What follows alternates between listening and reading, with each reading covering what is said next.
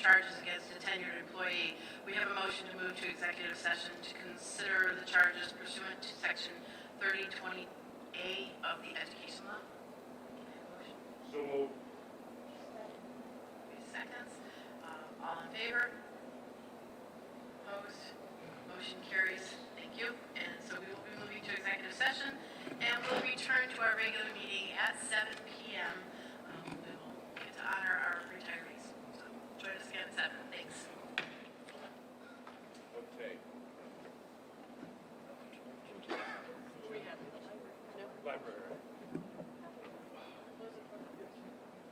I can't tell.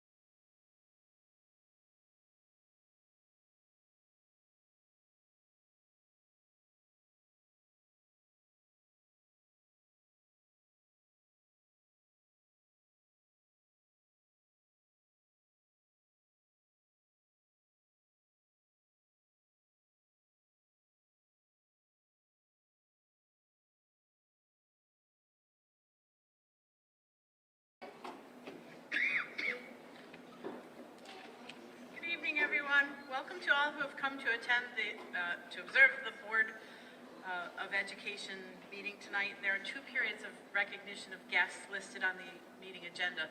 The first is for comments regarding agenda items. The second is for topics not on our agenda. The speakers may offer comments related to school operations and programs, but the board cannot hear personnel complaints against a particular individual associated with the school district. Please address these concerns to the appropriate administrator. If you wish to be recognized, please fill out the appropriate form and turn it into our district clerk. As per policy 1514, public participation at board meetings, public comment by district residents is limited to 15 minutes total, unless the board suspends this limit. Each person is given up to 3 minutes to address the board. Additionally, no more than 3 people may speak on a single topic unless the board also waives this limitation. This is a meeting held in public rather than a public meeting, which means we do not engage in dialogue with members of the community. District personnel will follow up with you regarding your concerns. Rest assured, we are listening carefully and take seriously what you have to say. Please demonstrate respect by speaking to the issues, sharing your ideas and opinions, but not engaging in personal attacks. The board appreciates your willingness to share your concerns and your celebrations this evening. Please be advised that this meeting is being live streamed and the recording will be posted on the Iroquois website. With that, I ask everybody to rise for the Pledge of Allegiance. I pledge allegiance to the flag of the United States of America and to the republic for which it stands, one nation, under God, indivisible, with liberty and justice for all. Right now, I'm just really happy I don't have to sing the national anthem the way that last month we had students sing the national anthem after the Pledge of Allegiance. It was gorgeous. Okay. With that, we're coming to the board recognizing our retirees for the 2022-2023 school year. We have invited our retirees from the school year to join us in celebrating their years of service here to our students at Iroquois. So with that, I'm going to turn that to you. Yeah, so we'll call their immediate supervisors up here so they can say a brief little, hopefully nice thing about them. Usually it is. Looking around the room, I see the gentleman sitting furthest in the back, so he probably wants to talk last, is Eric Nagel. So we'll invite the Eric Nagel up first to talk about people in the transportation department. And just to let you know, after we're done recognizing everyone, we are going to take a 15-minute break to have some cake and visit.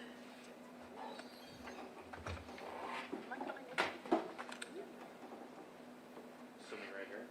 Yes. Yeah, just use the mic, that would help. Yep. Jeff? Just hit the on switch.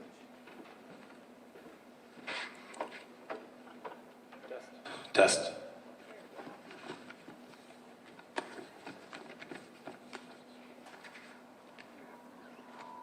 So first, sorry, you? Oh, it's you. So I'd first like to call up to stage three people, Jim Coatsworth, Mary Lee Donahue, and Karen Mann, please. So while they're walking up here, thank you for joining us today to celebrate the retirements of these three people. I read a comic recently. It was a manager asking a prospective employee, what brings you to this job, defusing bombs? The prospective employee said, well, I was looking for a less nerve-wracking job. The manager then said, geez, what on earth did you do before this? They said, well, I was a school bus driver.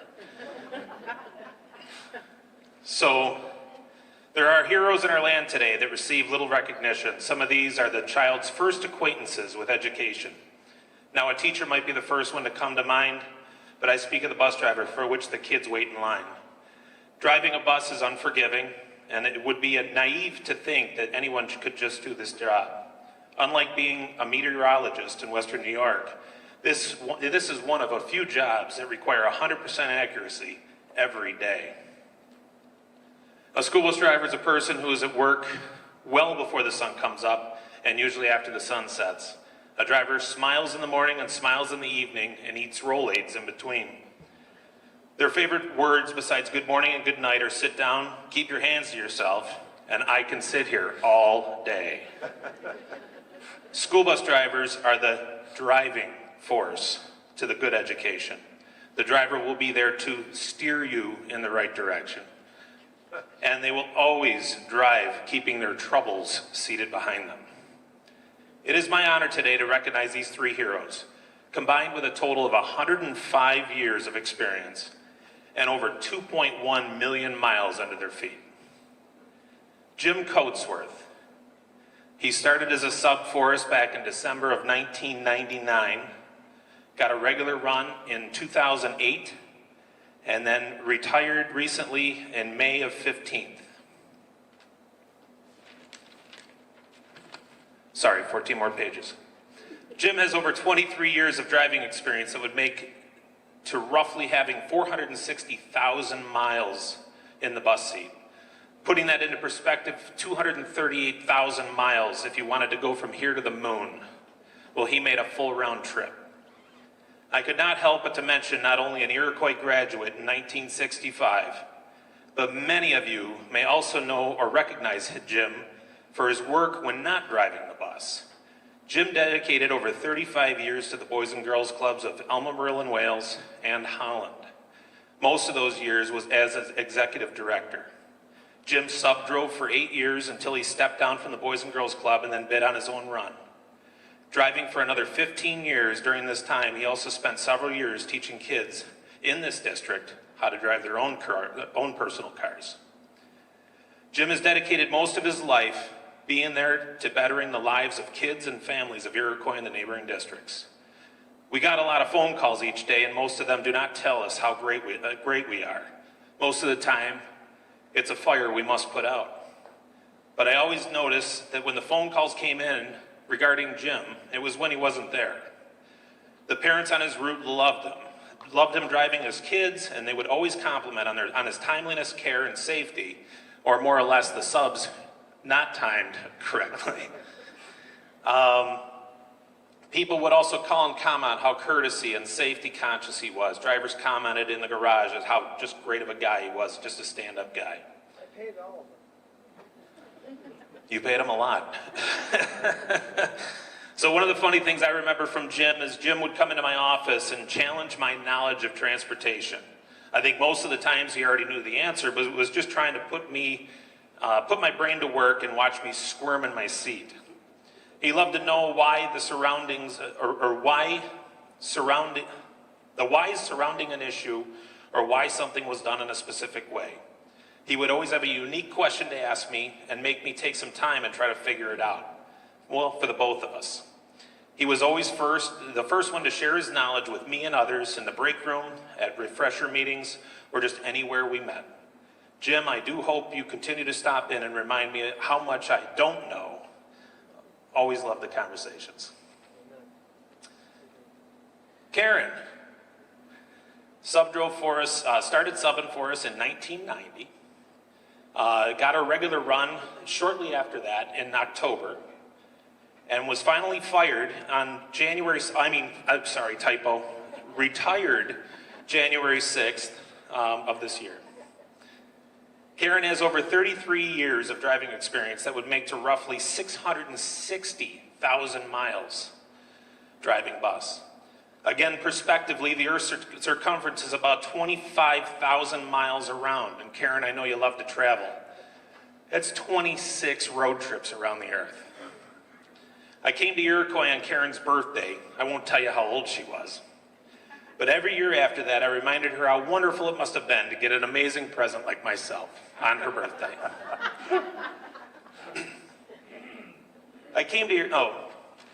Next phrase. When not driving for Iroquois, Karen spent many years driving and working for Tri-Town Boys and Girls Clubs and many other things around the district. I receive emails and calls referring to Karen as so safety conscious and efficient. Excellent driver and makes sure that other drivers on the road know what she's doing. I would feel safe if my grandkids were passengers on their bus. Co-workers would comment how committed she was to the kids and her sense of humor. Karen's sense of humor will always bring a smile to someone's face when they needed it the most. I don't know how much you paid these people, but... Let's start by saying drivers were only supposed to use the microphones on the buses for business matters. For example, someone told me a story one day about how she was driving, grabbed the wrong microphone.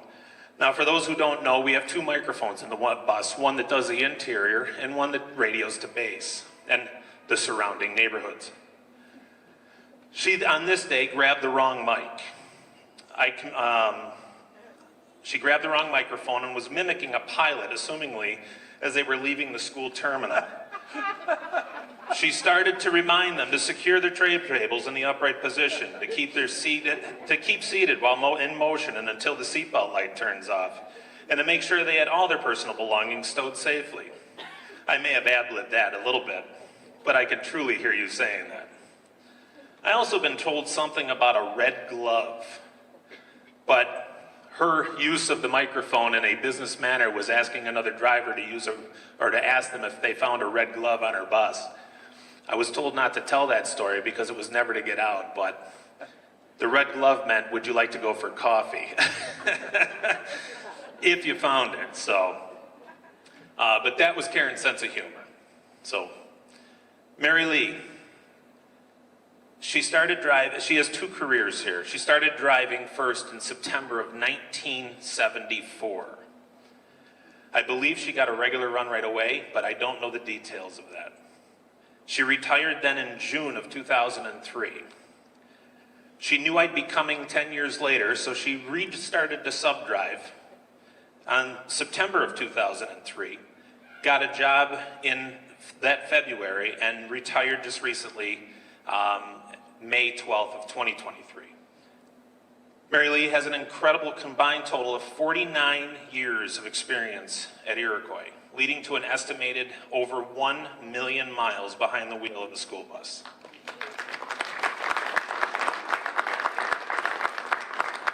This is the equivalent of traveling 40 trips around the Earth or 2 trips to the moon and back. People have said Mary Lee was one of the most courteous, dependable drivers that I have shared the road with. Driver is like clockwork, and I can attest to that. Always on time, very respectful, and very respectful of other drivers heading to work. Takes control of intersections without creating hazards, such as Clinton Street in Bowen and Clinton and Aurora, which were 2 horrendous intersections. Mary Lee may not even know this, but she always made me spend several hours arguing with state auditors every time they showed up. This is specific paperwork that should be in every driver's file. Well, upon several inspections and a lot of research, I was able to prove multiple times the inspectors that came to Iroquois that she was driving before most state and federal requirements even were in place. They just came later in her career, so her timeline never lined up. This may only be truly funny to me, but it's simply amazing what she must have seen over the changes in the years of transportation over the last 50 years. This also includes being able to drive with some of the most amazing people. We are 100% serious when the rubber meets the road, but we do like to have fun with each other too. Mary Lee was no exception. Mary Lee may or may not have decided to move some vehicles around all over the lot, may or may not have switched some keys all over the board when nobody was around. People came in and then out of habit grabbed their set of keys, walked out to their bus and realized it wasn't their keys and wasn't their bus. But it didn't take long before people had figured it out. Seems like everybody got a really big laugh out of that. Well, maybe except for the supervisor, but. So Mary Lee, I need to end with something here.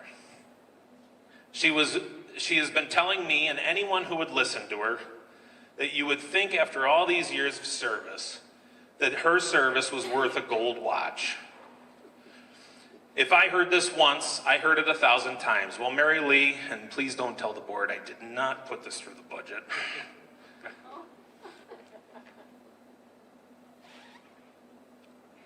Well, Mary Lee, you might be starting a new trend, or maybe just one of a kind, but I am honored to present you with your gold watch for not one, but 2 careers driving a bus. Congratulations to all of you, such amazing careers, and thank you for doing all of you have done for the great kids of this district. You have undoubtedly, make sure it works. You have undoubtedly made the difference in these lives of the kids that you have engaged with. I like once again to wish you all a very long and enjoyable retirement. Thank you for your dedication to the safety and welfare of our children that you've driven every day. I love you guys. You will be missed.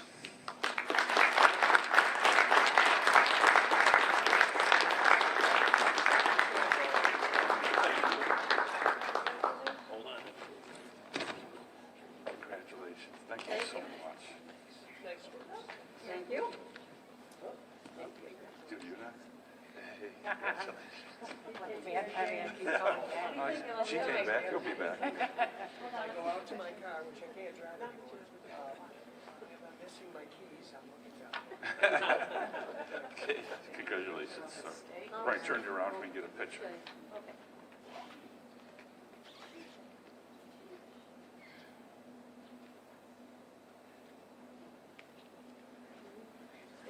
One more.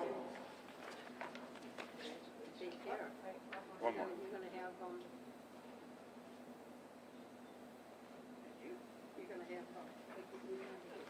Good job. Thank you. Dave Carlin, I see you're in the back too. You're welcome. Superintendent of Buildings and Grounds.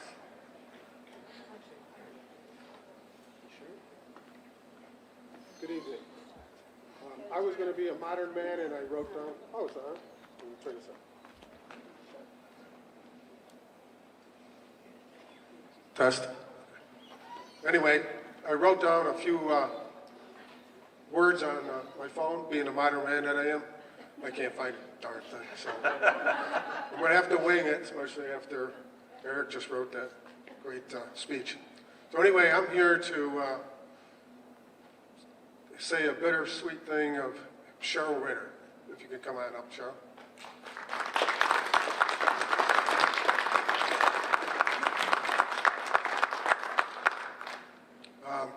Cheryl Ritter was, up until recently, she was the administrative assistant for Building and Grounds Department. And I remember interviewing you like quarter century ago. And I swear to God, she looks exactly the same. She does. She looks great. Cheryl, like I said, she was with us for 24 years, and she retired to be with family and help raise her grandson Emerson, and she's got another one on the way. She's born. So I'm up to date on stuff, sir. Cheryl's been just fantastic. Always with a smile. I never seen her stressed. Well, I seen her stressed sometimes, like if it was windy or rainy, she'd be worried about her hair. But other than that, I mean, she'd receive phone calls because maybe a teacher was too hot. And then she'd receive another phone call because the teacher was too cold. And sometimes it was in the same room. But there was always these emergency phone calls. There was always last-minute timesheets. There was all kinds of inspections. Anyway, a lot of times I go up to ask her, we got to get this done, and she'd hand it to me. It was already done. She was just fantastic. We all miss her tremendously. And there was a time or two when I would be diligently working in the office, and Cheryl would shoot a rubber band at me. But, okay, it might have been. But anyway, we miss you so much. Thank you for all you've done.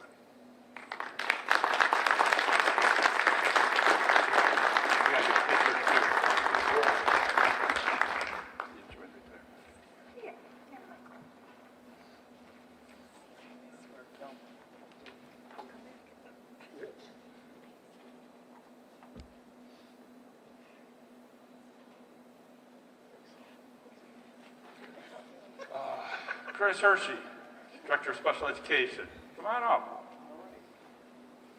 Just look in the audience and find somebody. So thankfully, I didn't have to follow Eric as well.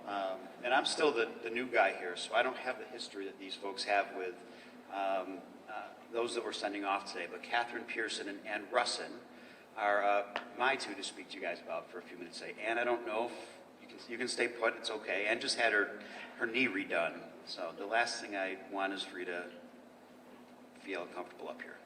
So if you feel comfortable and okay, yeah, come on up with you. Catherine, though, why don't you come up and join me?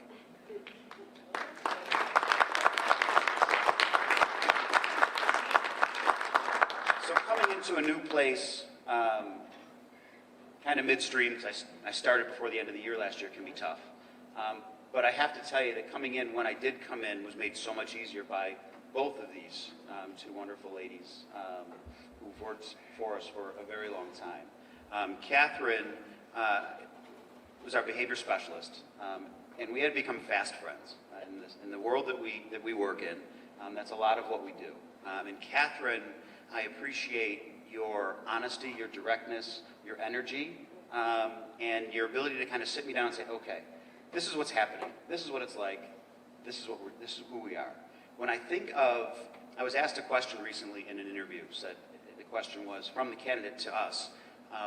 What is Iroquois to you? Who do you want us to be? What are you looking for? And immediately, faces come to mind. I think Catherine, I think Ann. I think of both of you because of your commitment, your dedication, your spirit, and everything that you bring to the children and the families of this district. Catherine, and I can't share the funny stories that Catherine would tell, but Catherine always has lots of great stories, always put me at ease when we were having stressful moments over the summer, and would come in and lighten things up for us. I can't thank you enough, Catherine, for your welcoming me into the district as you did, for your guidance, for your wisdom, and for setting me off on a path that has led me, into my first year here and prepared me well for my future here. And you've left us in very good hands.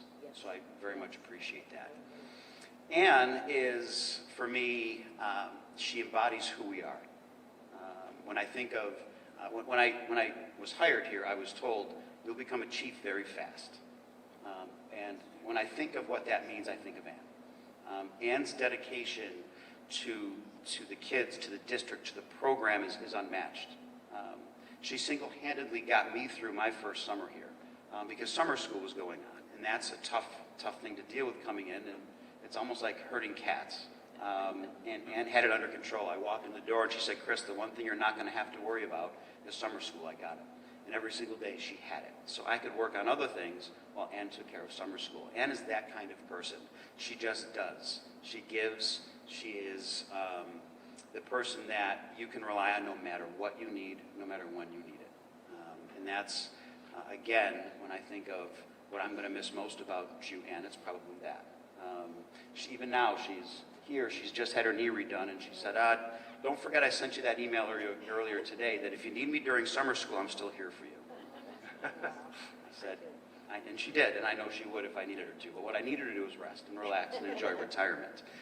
So to both Catherine and to Ann, from the bottom of my heart, and I can tell you I speak on behalf of our children and our families as well, we thank you. We wish you both the best and the best of luck and some relaxation and you know, enjoy your time away from us. Thank you. Thank you.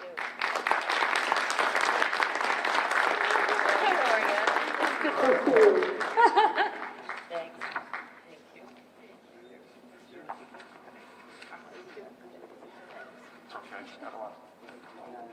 Yes, yes, yes, it was.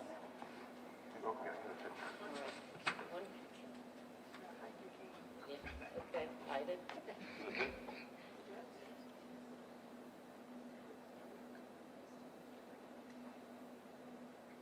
Thank you.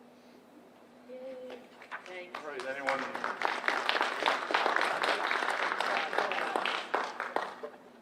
No one's left in the audience, so I guess we have to move to stage. So John Wolski, Business Administrator.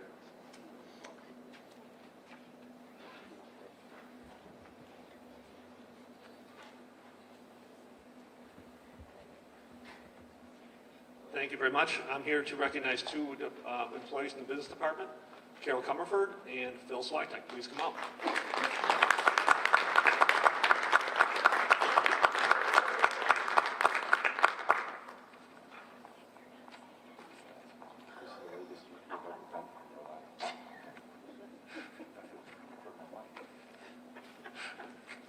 And I cannot take credit for hiring these two. They were long before I started here. I've been here about 5 or 6 years now, but I really thank whoever that was who hired these two because they've been great employees for the district.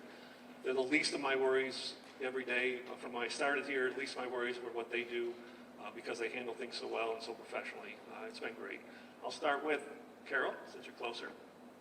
Carol's been in the district for, what I count, 24 years. Came from BOCES with a lot of experience there. Works in purchasing, accounts payable. One of those jobs that nobody is looking to give you credit, but they only tell you when you're doing things wrong, because if bills aren't paid, if vendors are not paid, they don't deliver things to the district, things like that, then you're in trouble. But you're doing a good job. No one seems to give you a good pat on the back. So thank you for the work that you do there. Again, she's very thorough with what she does. I don't think she ever leaves without checking her inbox, her papers, and making sure there's nothing in there before she leaves. I don't think she can actually walk out of the building with something in an inbox.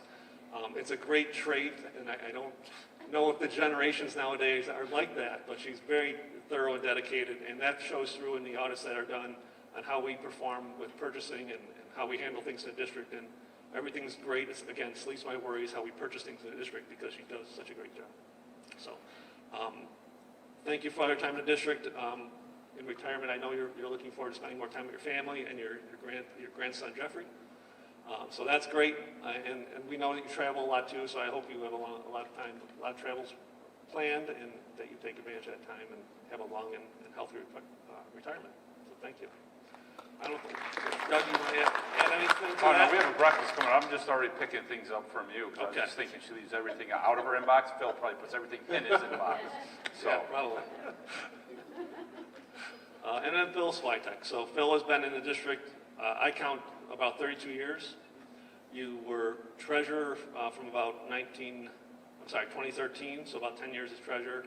I kind of hear that your arm was twisted a little to become treasurer. You weren't necessarily thinking that was the great thing for you to do, but you were kind of, as they say, you learned to swim by being thrown in the pool. And you did great, and you adapted well, and you were diligent about looking back on how things were done and putting everything together, and you do that well. Again, it's one of those things, he's make sure that the bills are paid, the accounts, the bank accounts are correct. A lot of work is done every day to make sure that when we have auditors in, and auditors come in to us, it seems, many, many times a year to overlook and see what we do and evaluate how we do things. And everything, Phil's very relaxed with that, and he likes having it seems like you almost like having the auditors come in. And he does. That's really strange because most people are very afraid and they're very angry when auditors come in. But Phil welcomes them because he knows he's doing the work every day. And Carol as well. They know they're doing the things every day that there's really nothing they're going to find that I'm doing wrong because they do such a good job. So thank you for doing that. What else did I have to say here? I just thought Phil had a new friend when the auditors came in. But again, both these employees very great to have around in the office. Joke around, relax. It's just a great environment when they're here. So I'm going to miss you guys both. And Phil, I know your family's here and you're looking forward to probably time with the family and doing jobs around the house. But more importantly, I know we often talk about the Bills and the Sabres and we commiserate about how they go, and we have all the answers to the problems they have, but no one seems to ask us about it. But I hope that with your time off retirement, when the Sabres or Bills do deliver that championship, that you'll have a couple months to enjoy it and take advantage of it. So we wish you both a happy and long retirement. Thank you.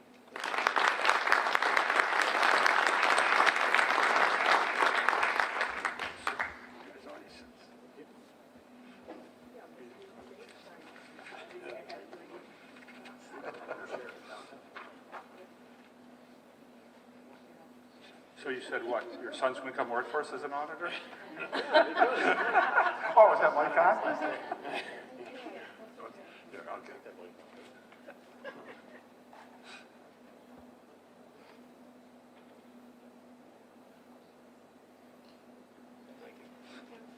Board, can I have a motion to recess for about 15 minutes so we can have some cake? So moved. Second. All All in favor? Okay.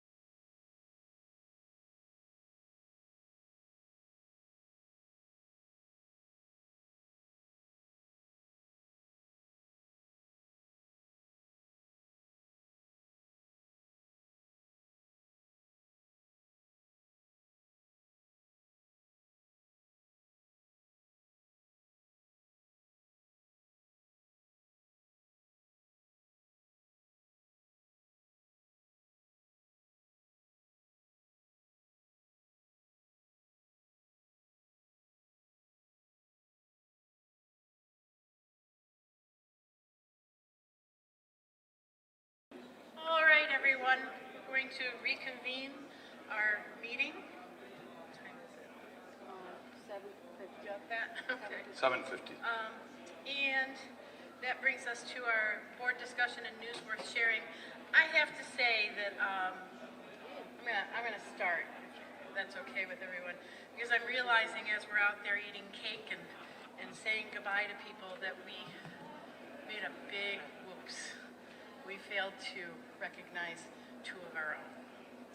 So we should have done this earlier in our evening, but we do have two board members who are retiring from their board service, and it is time for us to say thank you to them as well. So Sharon and Louise, with my deepest apologies, I am sorry we did not recognize you earlier this evening, but we will have a wonderful meal together next Monday, I believe, and we'll do justice to your service. And if you guys would like to say anything, now's opportunity for you to do so.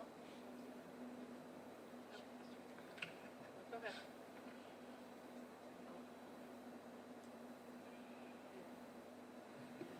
I forgot. Okay, just don't see them go. I just wanted to say it's been an honor to serve on the board, and I'm very proud to be a servant of the community who could help out.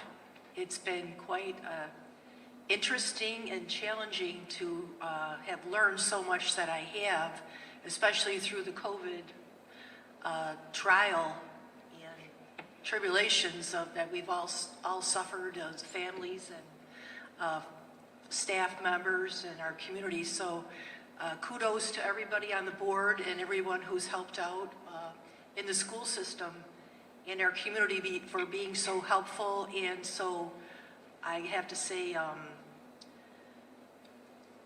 just everybody is, it's hard to describe, but it does take a community. It's everyone all together understanding, and their input has been fantastic. It really has, and we thank everyone who has been involved as far as teachers, students, right down to all the staff and administrators. Thank everyone. And I want to thank you for my time on the board.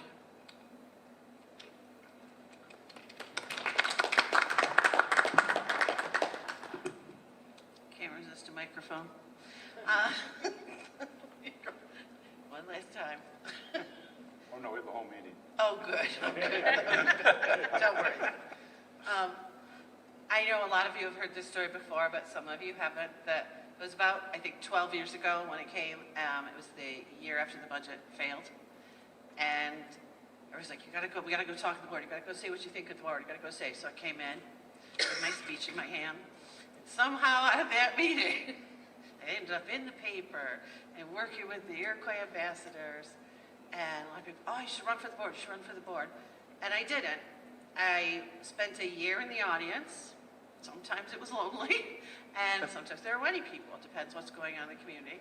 And I watched the board, and I had great admiration for the fact that the board could ask really hard questions, debate and discuss and completely disagree, and unite around the Iroquois community, and in such a respectful way that I thought, yep, I would like to be a part of that board. Now you're gonna get me all emotional.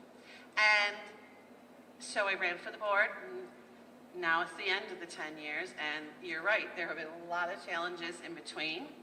I think the first one, was our veterans exemption, where my heart is going, I'll give them everything. And Doug's reminding me that, there's budget, and people are reminding me what we're on the board for, to be fiscally responsible. And there have been many more challenges since then. Being vice president in 2020, and then deciding to be president during COVID years, that was a great decision. Was challenging, like you said, but it was challenging for everybody.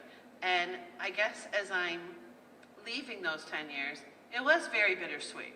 It's very bittersweet to decide something that you really enjoy doing, you believe is important in the community, and that is important for our students. No matter how big the challenge, it was very simple in the end, because it was, how does this affect kids? And that's every single decision I've made on the board, I've always tried to make because of that. How does this affect kids in our community?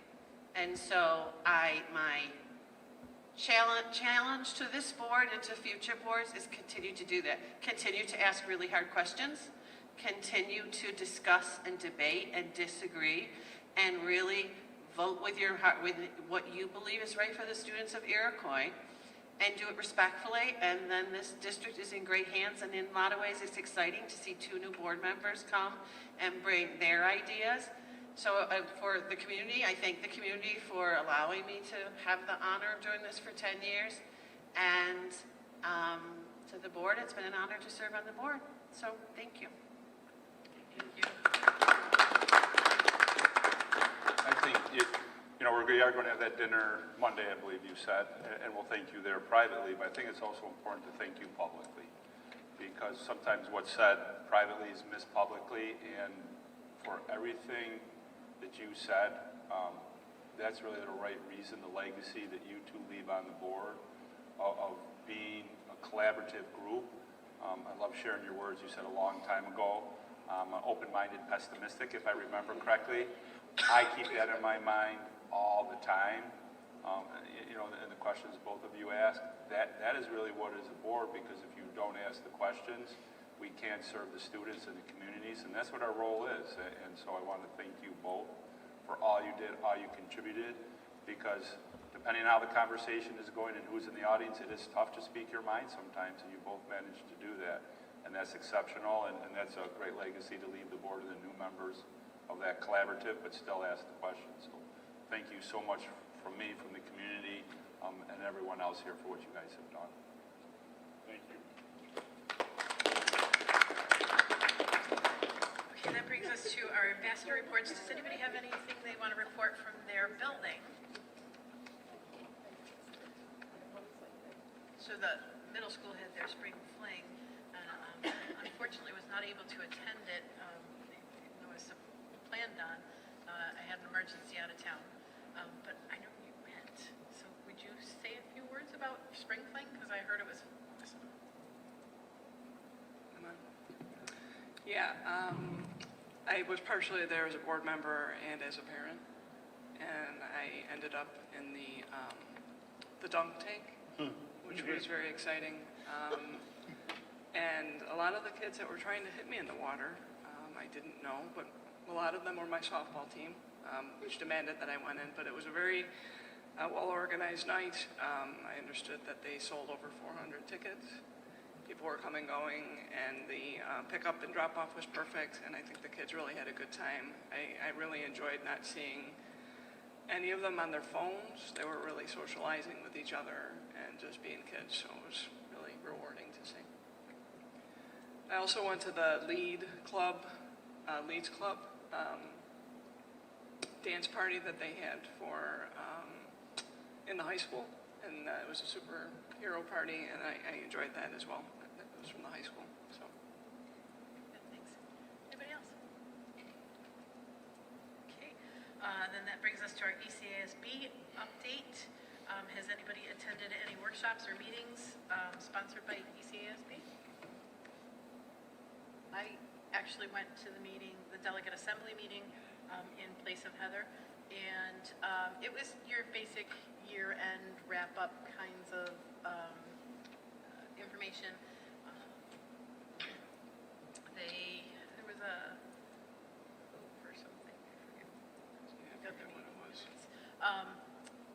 There wasn't a quorum, so business couldn't be attended to at the meeting. So it really was a lot of people reporting about the things that their districts are doing. A lot of people reported in on their elections and their budgets. Everybody's budget passed and that kind of stuff. So it was a nice meeting.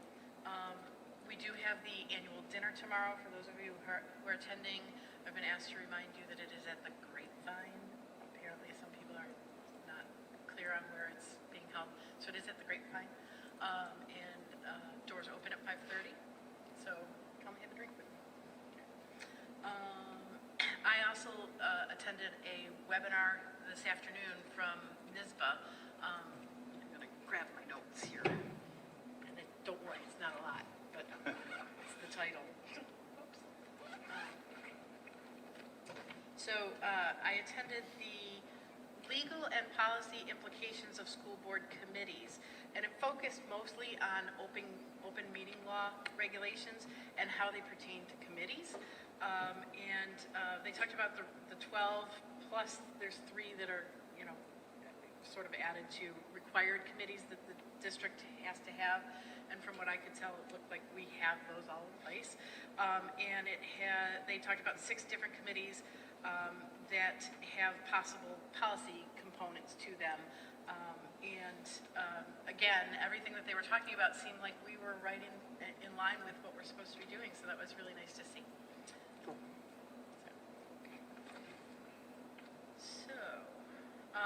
Anything else under board discussion? Okay, then that brings us to to our superintendent report. Mr. Schofield, I'll give it to you.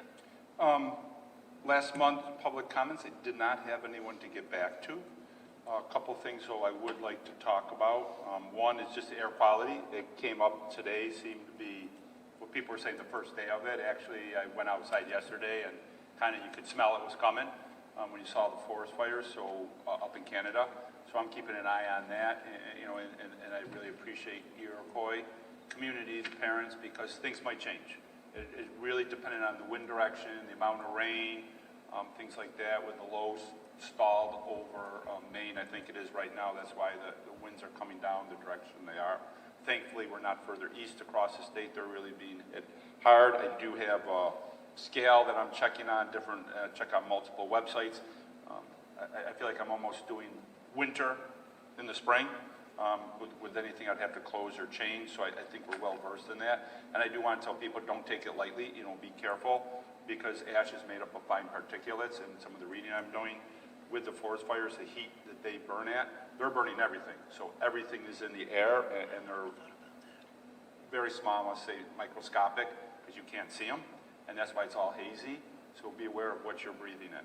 Be smart, take appropriate precautions. With that, we'll be doing it here in school the best we can, but as always, we will support any choice a parent makes. If they feel it's better for their child to, God forbid, I hate saying this, but wear a mask, that's definitely acceptable. If they want to keep them at home, that's acceptable, and we're keeping the students in school, and the number of right around 150 is where I really start looking at things, because that's where you go from orange to red.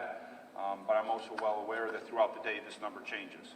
As the day heats up, that number does naturally rise. And so I'm also trying to take that into account.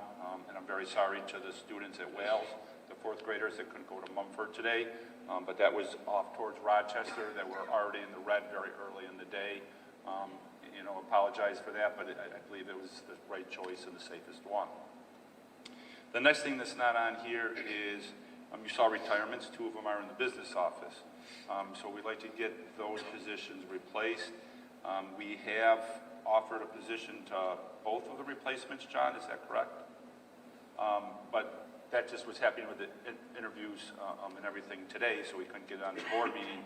So we would like to set another board meeting date for that. I think also there would be an executive session. Just when you're done, where you'd be talking about my evaluation, because you need time to do it. So if you want, I'm not trying to take away from Nora's responsibility to send meetings, but she told me to make sure this gets done. So when would be a good date that people get together? John, was there a date you were proposing to be ready next week? I think you had a couple in mind. Wednesday, Thursday. So Wednesday, Thursday of next week, which would be 14th, 15th, the 14th or the 15th. Maybe we could decide AM. what are we talking, 14th? AM or PM? PM. PM. PM. Just remember the 14th, I have an engagement, so, you're talking about me, I don't need to be there, I'd be excused anyways, so that does not matter for me, I'm just letting you know the 14th would be one I couldn't do it, if that works. Yep. The 15th work?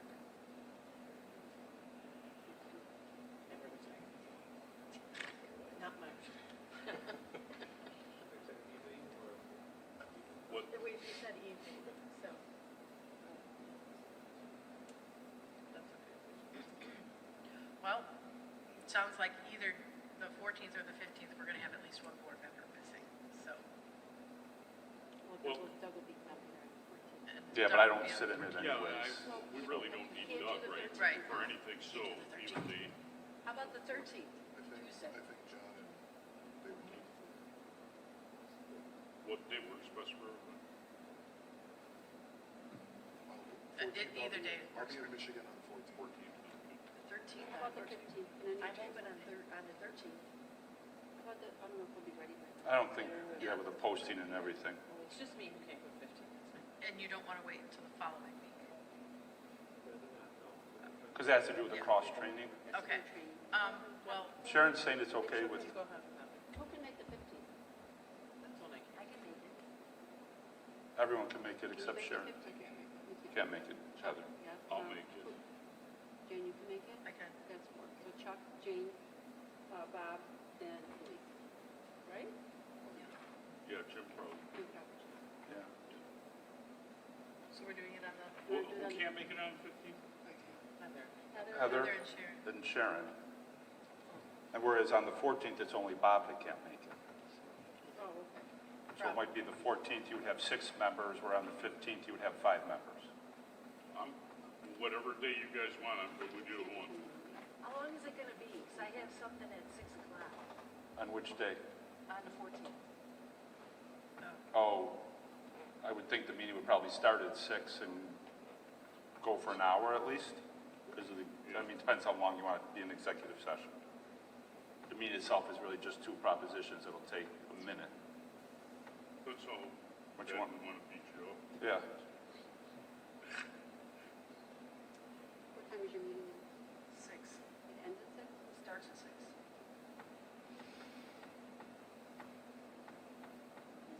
sounds like there's 5 on the 14th and 5 on the 15th, so you just have to pick one. Summer moves so fast. 14th. I'll say the 14th then, because it's Wednesday. Jane's saying the 14th We because normally it's meet on Wednesday, we Wednesdays. normally Let's meet go on a with Wednesday. 14th, what Yep, time? that's my justification. Time. Okay, so Chuck, Heather, everybody but Bob? I can't make it. And Louise. And Louise. So Chuck, Heather. And what time? 6, or would you want to start 5:30? Sharon, you can make the 14th? Yeah. What time? 5:30? 5:30? That's fine. Heather, 5:30? Come get it done? 5:30? Call to order 5:30? You want to move it to 5? Would that work better? 5 okay? 5 work for you? Sharon, 5? Yeah, better. You're 5's not better. here on the 14th. 5? 5. 5. 5 How long o'clock. does it take?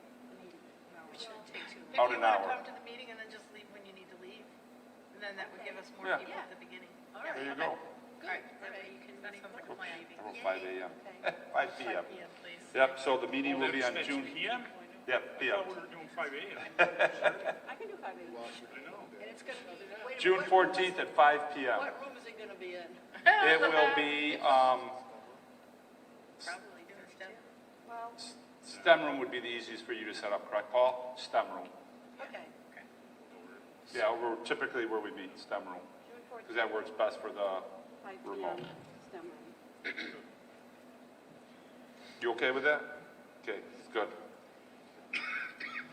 Thank you. Then moving on, I always keep it short. Oh, one other thing that was on here, WGRZ did come in and interview us about just safety in schools. And one of the things they focus on was school resource officers.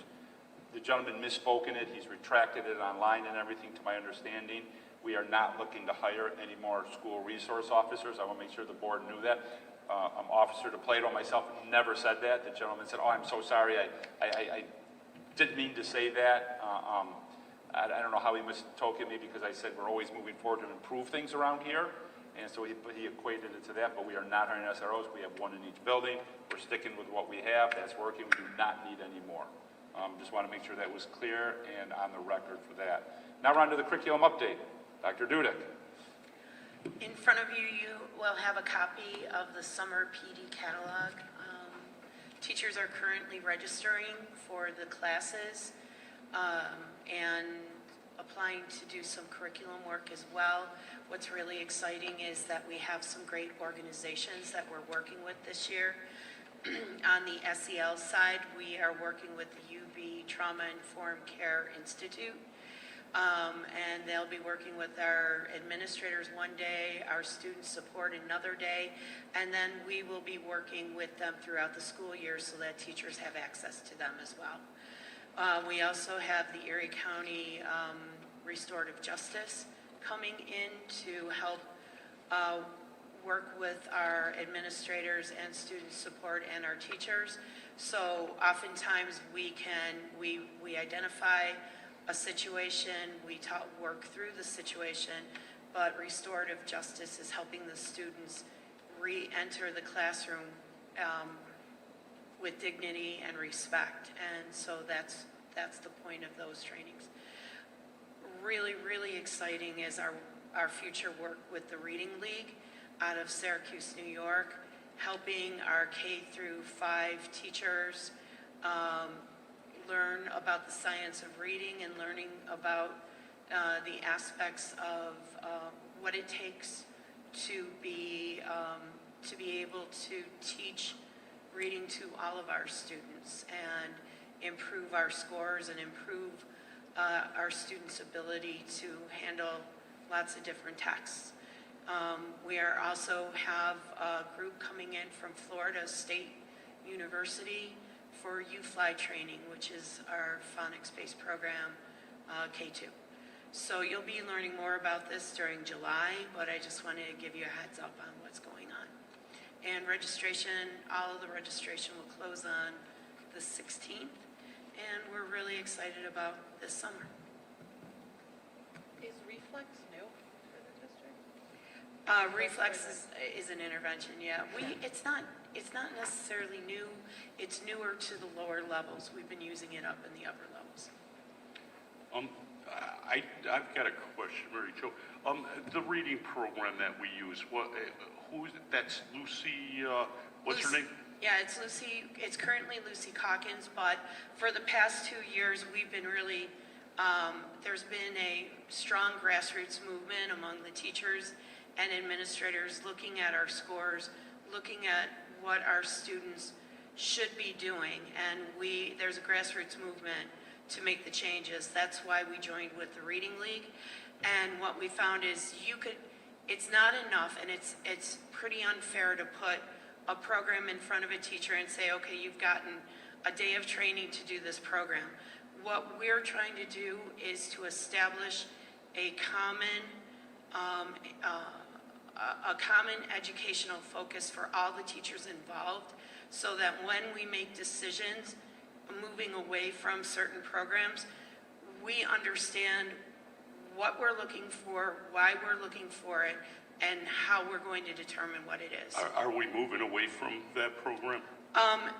More than likely, I'm gonna say yes, because it is not aligned to the science of reading. Well, that was kind of a leading question. I know. Thanks, Chuck. I listened to a podcast, The Daily, and they recently had a guest on who was talking about reading, and Lucy Coggins. Calkins. Okay.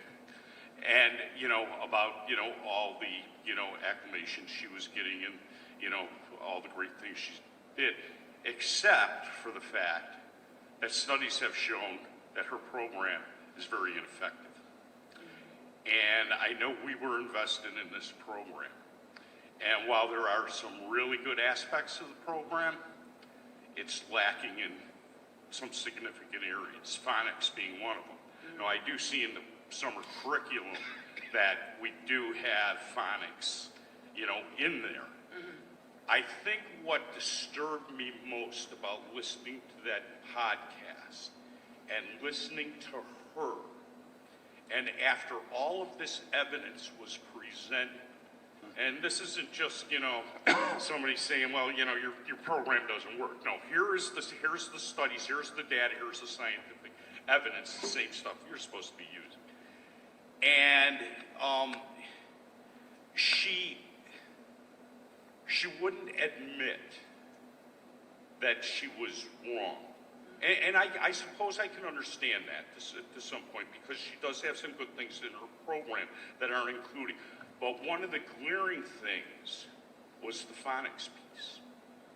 And the study showed that children she now has included phonics.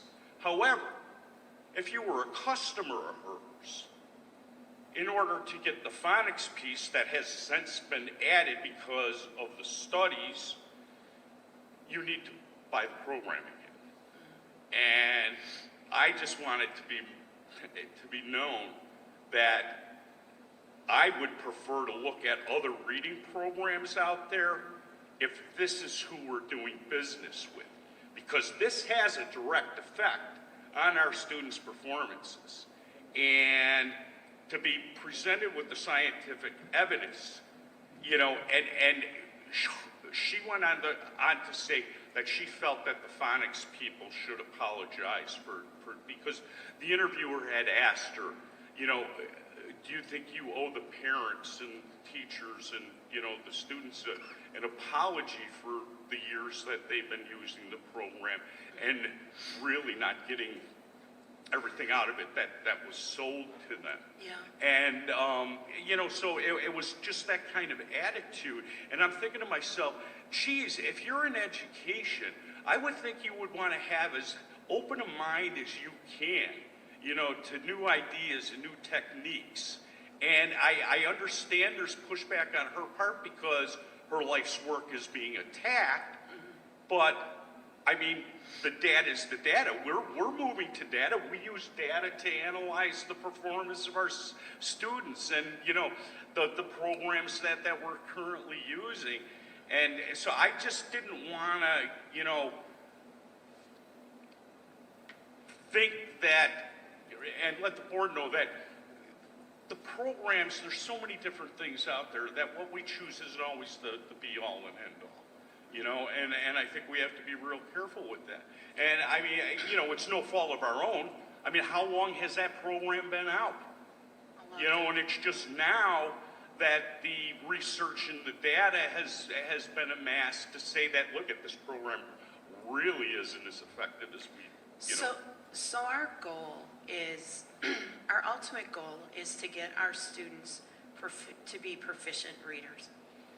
And there's always been two philosophies. But on one side, the science of reading, there's been decades worth of research.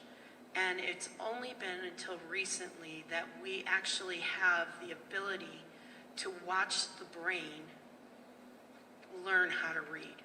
And that's what brought that about. And that has been like a linchpin to say there's a huge difference. The strength of Lucy Calkins has always been to get authentic text in the hands of our students.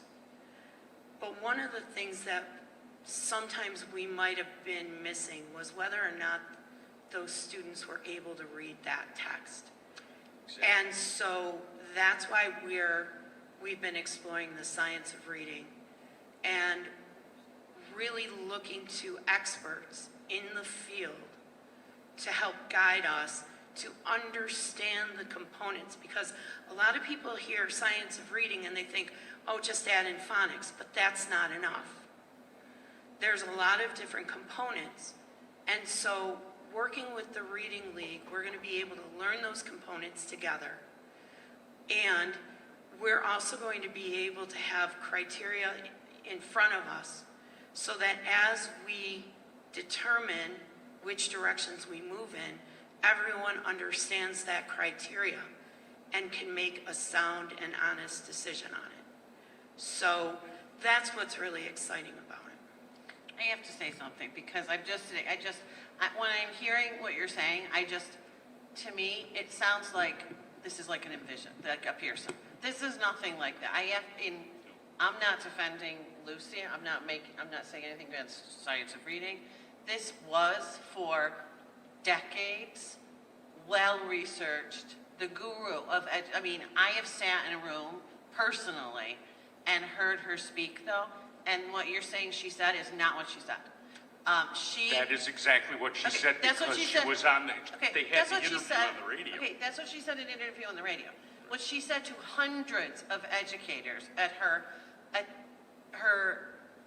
consortium, at her summer reunions, which are attended by thousands of people and respected by people that have been teaching reading to kids for decades, is she recognized the phonics piece needed to be added to, but everything that she did was research-based, which is why a lot of districts picked it.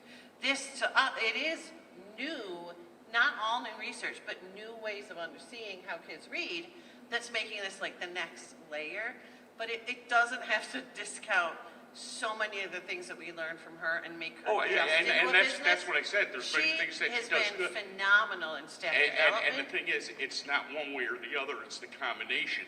And she did not voluntarily change her curriculum to add the phonics. I don't believe that's true, but we're going to agree to disagree because it's been going on for a long time. The thing is where we're going next, and I think a lot of educators can be excited about new ways of studying the brain and be excited about learning those, but I don't think it has to discount anything because No, but my concern is not only the program and the quality that our children are going to be getting, it's the cost associated with it as well. It is, but she I is mean, not just a business person. contract with someone for so many years for their program, and then have new data come out that shows it's not quite as effective as it was presented to everybody, make the changes to the program, and then require those loyal customers who, had been using her system and supporting her all these years, sure, just buy it again. But that's a business. That's but a she's board researcher issue. That's at a money issue for me. Teachers College. I mean, she's not just a business person. So I just think it's unfair I to fully discount. understand that, Sharon. It seems And a there's little always two sides to everything. But when I heard this and the evidence that they had, and then to hear her in her own words, the pushback that she was giving against, even though here's the data, here's the raw data, and then she did, because she was getting so much pushback, she did make the change to add a section of phonics. So It doesn't. I mean, but it's exciting. I to just see want to make what sure the our district kids are getting the explores. best that I wouldn't want to we have write out offer. somebody with such a history of good research. That would be my only comment. So here's the summer catalog. Yeah.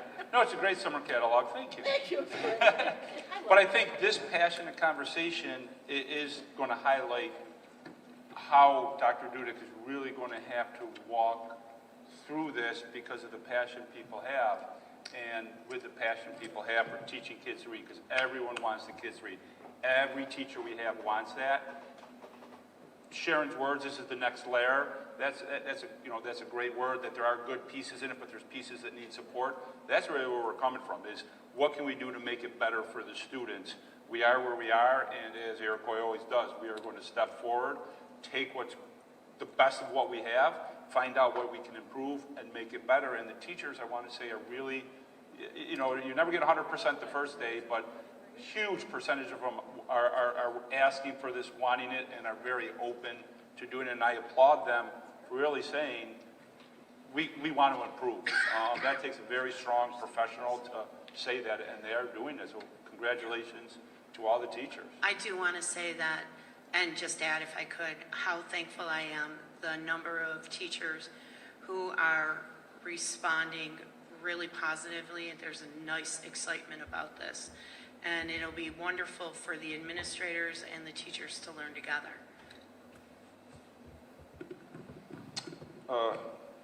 Okay, John, let's see what you can do about the strategic plan. Make it more exciting. Dave's just laughing down there. Well, my portion is the facilities committee and their report on the facilities. We have, I think it was our final meeting in person we had last week. We did our final survey of all the different buildings and prioritized our items. We are now in the process of kind of putting all that stuff together, all that information, data together, so we can have a presentation to give to the board in July. When do we have our next, you know how we're supposed to, the state makes us do something every 5 years? When is that due? That's be going on right now, and we'll get that report. Simultaneously? That's a separate process. That's called the building condition survey. Right. That's separate. That's done by an architect who goes through the inner workings of all the buildings with the heating, the roofs, all that kind of stuff. That's a separate piece. But this facilities committee was really looking at the wish list of what we'd love to have in buildings if we could. So we'll be combining what we had in the old one, which some of it will be, actually, let me do it this way. We had an old one that we actually went out ahead of timeline and had done. The architect will be moving off what is completed on that, leaving what's still there to be done, which the board had already put out over different years of when they want it done, and then we'll be adding anything we need from the new one onto it. It won't be done by the summer, by the district planning conference in the summer, but the architect has been at all the facilities meeting, so he's well aware of what's going on, so they will intermesh with each other when we're all said and done before final decisions are made. But this will be giving the board, here is what the committee is saying, so we can start thinking about it. As you know, capital projects, just because we think about it today, we're not starting tomorrow. There's a financing piece and discussions and different things we have to look with that. And there's going to be some interesting things that they bring forward to the board that we could start making decisions on. I don't want to do any spoilers, but they're good. So shh, you're on the committee, be quiet. And the building condition survey cannot be done early. It's meant to be done next year, 2023-24 school year, and you have to do it in that year if you want the aid that they send us. The state actually pays for that completely. I'm just looking for efficiency, that, Yeah. you don't want to do one thing and then realize you can't. No, and because we got will be it. having that. Yeah. They will be interwoven. All right. Yep. Good. Recognitions, what I have right now is really just from sports, but even before I start with sports, just recognizing all the students for the 22-23 year, especially the graduates. Another great years, students really excelled. Some students did have trouble along the way, and I want to applaud them for even working harder, going to the different programs, taking advantage of that, and getting back up to keep moving forward in their grade level. So congratulations to all of them, and I hope they have a great summer off, and I'm sure thousands of the students are watching me right now on this, but probably not.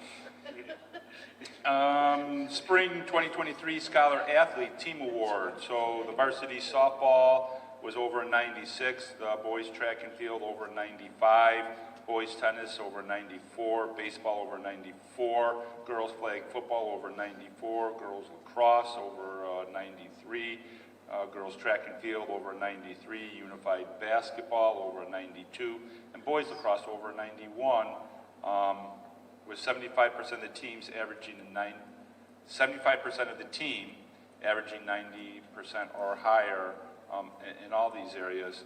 And really, I love this because this is the scholar athlete. These are people who are athletes. They're going out there, they're competing, but they also know there has to be a focus on their academic studies. Congratulations to them. Girls softball was the Class B1 section champs, Class B crossover section champs, and Far West regional finalists. Boys baseball was the Class B1 sectional finalists. Boys track and field, the 4x4 relay was the ECIC second place finish. Girls track and field was the ECIC division champions. No small feat there to be the team to be the division champions. Kayla was state qualifier for the high jump, second place. 4x4 state qualifier and the girls section champions. So we will have 4 girls going to the states. Hopefully the weather will hold off so they can go there. So congratulations to all those athletes and teams for their accomplishments. And that's what I have for my report. Can I ask a question that I missed in the last section for the strategic plan? How are we doing on the survey? The survey, I put out a reminder. I can't remember offhand. I want to say just teachers alone, there were 77, which is not done yet on the 9th. So that's up from where it was before. It has only teachers to support staff and other ones. I can't remember that number. It wasn't quite as high, but they were doing well. We're in the hundreds, I think, for the community and parents. Parents are a little bit higher than community. So, you know. There's 2 days left, right? 2 days left, so anyone please go fill out, there's still more time. But in sample size, with statistics, we seem to have crossed all the barriers we have to for that. So therefore, it should be viable data. I mean, people always argue if you don't have 100%, how do you know? But what we're looking for are trends and in comparison. If I remember correctly, all you have to do is log into the Iroquois website, and the very first thing that pops up is here. Don't forget to do this, and it takes you right to it. Yep, link on the main page. We made it, try to be as much of a red light as possible for when people go to the website and see it. For the community, it was in the newspaper. I like that we set the end date on that message too, to let people know how much time they had. I think it's important to remember our... You mean on the computer? No, on the alert. You have this, the end date is June 9th. Can you go to the website? No, it was added, just to let people know. you know, this is the last day to do it, so it's good. And it's Oh, important. we did reset it. We ran it for a week, and then all the people who clicked on it said, oh, I don't want to do this, and clicked off. We reset it so it would pop up again this week when they went back on it. Okay, good.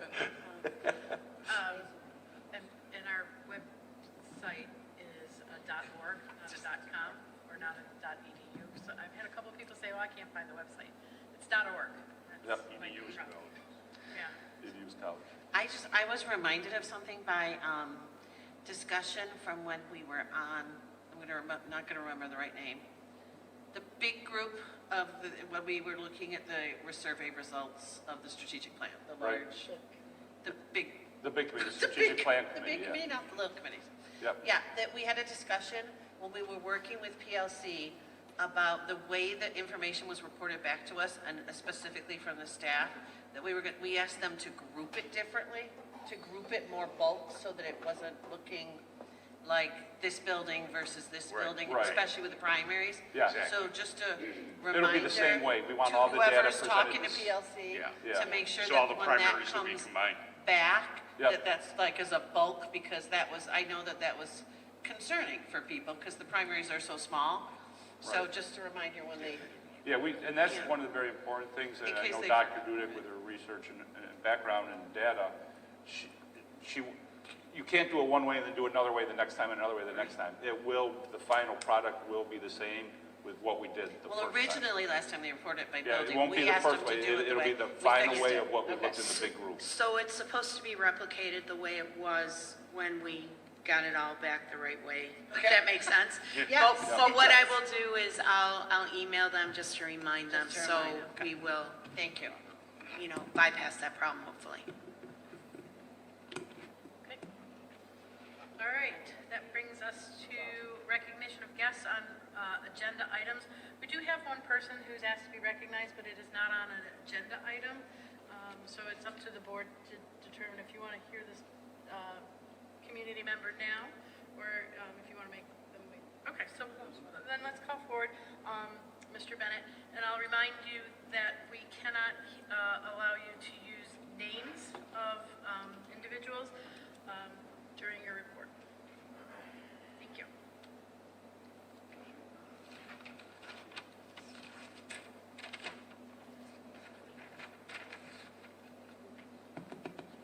And there's a Tested. 3-minute limit. 3 limit, huh? You're timing me? All right, time me. First of Everybody all, has time. I would like to say thanks for listening to me tonight. Congratulations on the retirements of the members of the Board of Education. One question I had, this goes back to an incident. I'm sure everybody's aware of it, an incident that happened on campus against 2 individuals. One individual threatened to shoot another individual. And this individual was allowed back in school in less than 10 days. And I'd really like to know how. Every time I try to get an answer, it's a runaround. It's this or that. I can't talk about a particular person or this and that. I'm not saying people, this was against my son. And nothing, after 10 days, the kid is allowed back in the mainstream. Even within the 10 days, my understanding, he was at in-school suspension. You allowed a kid that threatened the life of another kid to shoot him back in the facility less than 2 days after this happened. I just don't understand. I don't know what direction we're going in. I've done research with the code of conduct that you guys have put out. I've researched that. This does not make sense to me. What is going on, especially with what you've heard in the radio, the television, and shootings throughout the country? I don't know what's happening. And I'm very dissatisfied with the outcome that the kid was allowed back in, next to my son, every single day. And that's all. Thank you, Mr. Bennett. Is there any comments? Is there any? We don't engage We in don't do dialogue comments. during Right. our public So meetings. now what happens, you can tell me, is anybody going to respond to me? Mr. Schofield will be responding to you. Mr. Schofield and I, Mr. Schofield, we've never met before, have we? Never met. We've talked on the phone. Talked on the phone. I would think an instant like this, maybe a face-to-face with the parent involved, maybe would a better suggestion. I met with the principal, I met with the RO officers, everybody's run around, okay? If it was your kid, what would you do? What would you do? Each and every one, what would you do? You got to ask yourself that. This is unacceptable. You know, you mentioned in the beginning that WGRZ TV was here, interested on the safety of what we're doing here in Iroquois, in the school district. You think this is very safe? On letting a kid back in after he threatens and even writes it down in a text to shoot another individual. It blows my mind. So I ask you to research this and do something about it. Thank you. Thank you, Mr. Bennett. Okay. That brings us to our consensus agenda. Is there any discussion on items 11.01 through 23.14? Just to let the board know, I do have two items that have been requested to be removed so that they can be considered individually. So one board member does not have to vote on that and still can participate in our consensus agenda. So we will be asking for that motion. But are there any other discussions? Just to point out the individual, it has to do with that they have a family member or directly involves themselves. That's why they're abstaining. It's not that they have a protest, it's they want to make sure there's no perception of conflict of interest. Well, we won't keep it a secret. I mean, I'm going to request to have 2302 and 2312 taken out of the consensus agenda and voted separately. Reason for 2302 is it involves contracts for confidential, and Nora is part of that group. And 2312 is Go ahead, say it, Chuck. I no, want to hear I it. can't. I will. It's It's a resolution to nominate Chuck for an award at the state NISBA School Board Association. So we're hoping that we can get him recognized for all of the hard work that he has put in for many years. I do expect Thank you. conversation and discussion on that, though.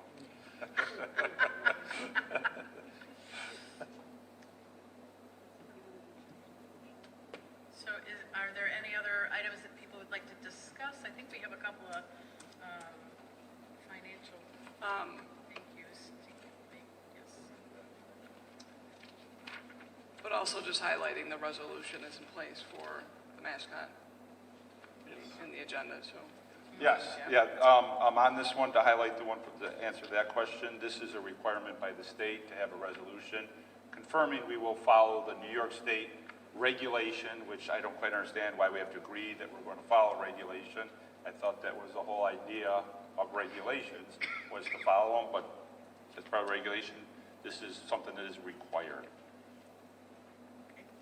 And we do have several donations towards scholarships that students will, that fund the scholarships that students win at the end of the school year. And so thank you to those community members who have helped to continue funding some of these scholarships. And I'd like to thank all the citizens that came out and voted for the budget and for the transportation and for the repair reserve and for our two new board members. Really appreciate you taking time out of your day. Either way, you voted to come out, and it was well over 70% of the passing rate. So, you know, I always look at that as what is the community thinking of the district, and we will keep great results, but we will keep improving and working, as you heard earlier, with the reading and the strategic plan. Do we know how many people provided feedback for? We haven't got through all we haven't those got yet. through it, Yeah, but we'll I don't have review that. in July? Yeah, that's in July. It takes a while because there's spots where they handwrite them in, and Nora's hand gets, well, fingers get tired typing after a while. I just think we should put it to that the abolishing the positions is due to declining enrollment. Yes. And yes. that's very unfortunate for all of us speaking on the board and know that that affects people, but that is due to a declining enrollment, not choices Yeah, by yes. programs. Yeah, and I mean, that's the question we get a lot is, you know, how's the staffing size compared to enrollment? They're almost parallel now from the report John did at the budget hearing. They're like a 0.2 off, I believe, which is really insignificant statistically. And it's a tough conversation to have with the people, but one question I have is, how is this impacting students? I've received a few of those phone calls or questions, and as we said there in the budget presentation, we're still going to have teaming at the middle school. There'll be 2 teams at 7th grade, 2 teams at 8th grade, and all the programs will still be developed the same as we did this year. Anything else? All right, can I have, may I have a motion to remove items 23.02 and 23.12 from the consensus agenda to vote on them separately? So moved. 3 seconds. Discussion. All in favor? Motion carries unanimously. Can I have a motion to approve? Oh, well, let's see. Yeah, can I have a motion to add anything to the consensus agenda? Okay. And then can I have a motion to approve our consensus agenda items minus 23.02 and 23.12? Second. Other seconds. Discussion. All in favor? Motion carries unanimously. And then that moves us to a motion to look at 23.02 separately. Can I have a motion to approve 23.02? You can. So moved. Second. Okay, all in discussion. All in favor? Opposed and abstained. 1 abstention. Motion carries with 1 abstention. And then can I have a motion to approve agenda item 23.12? So moved. Second. Discussion. You deserve this. I hope you get it. All in favor? Opposed? No.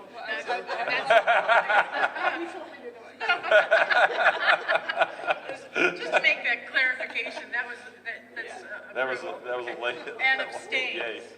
Chuck abstains. Chuck abstains. Motion carries anyway. All right, that moves us to Recognition of guests. recognition of guests. We don't have any additional guests that would like to be recognized. Do we need an executive session? I do not. No.